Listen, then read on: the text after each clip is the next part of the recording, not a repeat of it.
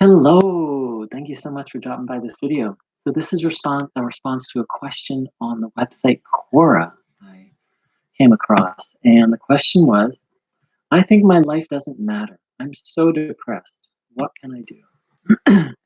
Well, I'll tell you the two things, I've had that exact thought many times that not so much my life doesn't matter, but more like the flavor of it for me was, oh, my life is meaningless, or there's no hope for me, or I'll never be happy. Kind of variations on that thought.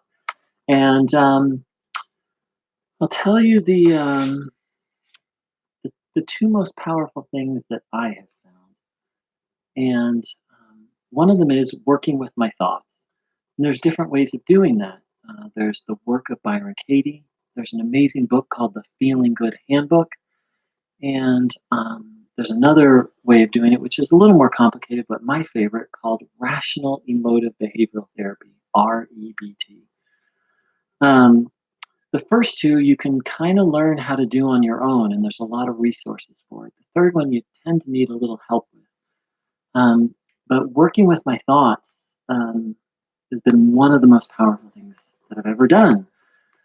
And part of the reason is because what I've learned is that um, a lot of these thoughts are just straight up lies. For example, my life doesn't matter. That's just a lie. Um, but we believe it, and then we feel crappy, and then we act crappy, and then we have a crappy life. And it's really amazing. It's really like we're all where it's like we're all a part of a cult, and the cult's like brainwashing us, and then we realize that the cult we're in is just our own crazy thinking. So that's one thing I would highly recommend to anyone who's depressed or struggling is pick up one of those things. And let me change the order. I would recommend first the Feeling Good Handbook because that teaches you how to work with your thoughts. If you want some professional help, find someone who's skilled in rational emotive behavioral therapy, REBT.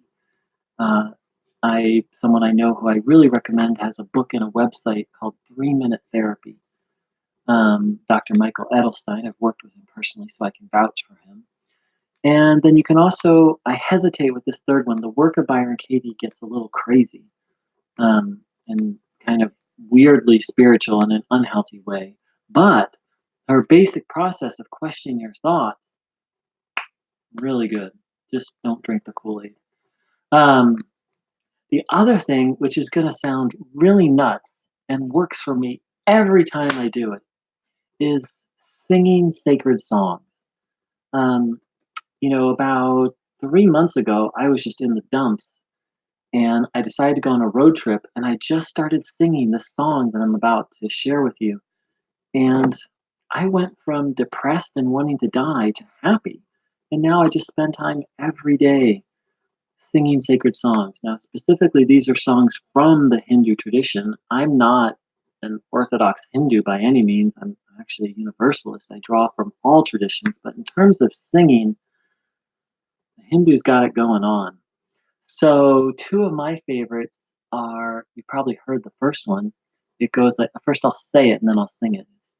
Hare Krishna, Hare Krishna, Krishna Krishna, Hare Hare, Hare Rama, Hare Rama, Rama Rama, Hare Hare. And there's many ways to sing it. Here's one of my favorite. Hare Krishna, Hare Krishna, Krishna Krishna, Hare Hare, Hare Rama, Hare Rama, Rama Rama, Hare Hare. Whenever I'm feeling unwell, I just sing it for 10, 15 minutes, and usually within 5 minutes, everything has changed for me. The other one I love is Om Namah Shivaya or Om Namaha Shivaya. And it goes like this. Om Namaha Shivaya, Om Namah Shivaya, Om Namaha Shivaya, Om Namah Shivaya. Om Namah Shivaya, Om Namah Shivaya, Om Namah Shivaya, Om Namaha Shivaya. Om Namah Shivaya, Om Namah Shivaya, Om Namah Shivaya, Om Namah Shivaya. Om Namah Shivaya, Om Namah Shivaya, Om Namah Shivaya, Om Namah Shivaya. That's just one version. There's many, many, many versions. And I gotta tell you, singing sacred songs and specifically Sanskrit Hindu songs, it's changed my life and it changes my mood whenever I get funky, as have working with my thoughts. So I hope that's helpful. Let me just read the original. Your life doesn't matter. You know, is it true? My life doesn't matter. That's a great question to ask.